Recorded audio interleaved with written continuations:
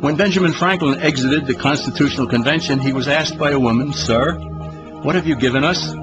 His immediate response was, "A republic, ma'am, if you can keep it."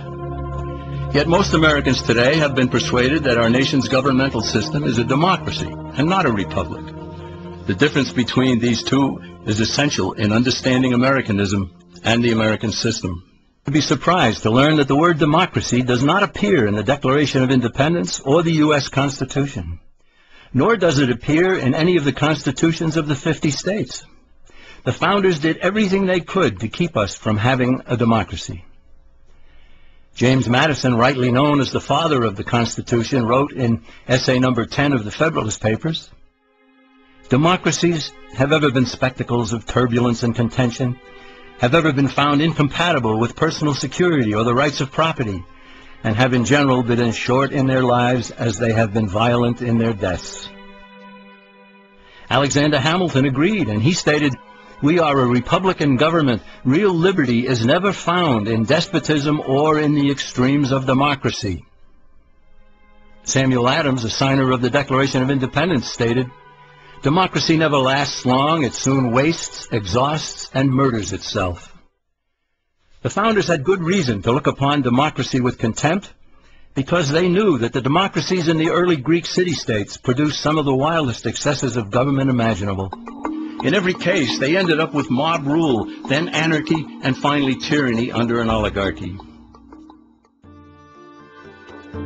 During that period in Greece, there was a man named Solon, who urged creation of a fixed body of law not subject to majority whims.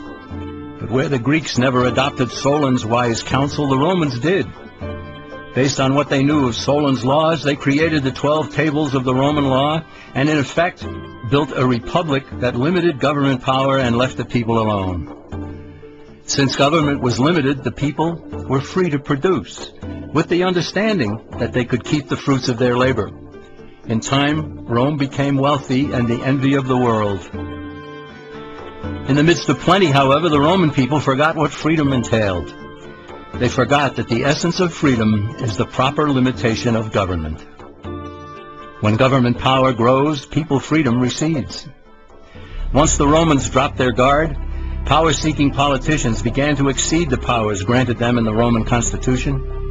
Some learned that they could elect politicians who would use government power to take property from some and give it to others. Agriculture subsidies were introduced, followed by housing and welfare programs. Inevitably, taxes rose and controls over the private sector were imposed.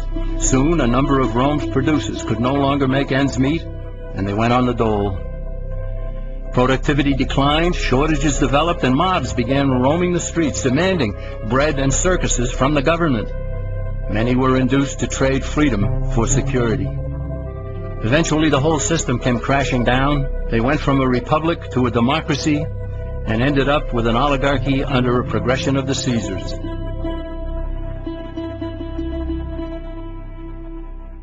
Thus, democracy itself is not a stable form of government. Instead, it is the gradual transition from limited government to the unlimited rule of an oligarchy. Knowing this, we as Americans are ultimately left with only two choices. We can keep our republic, as Franklin put it, or we will inevitably end up with an oligarchy, a tyranny of the elite.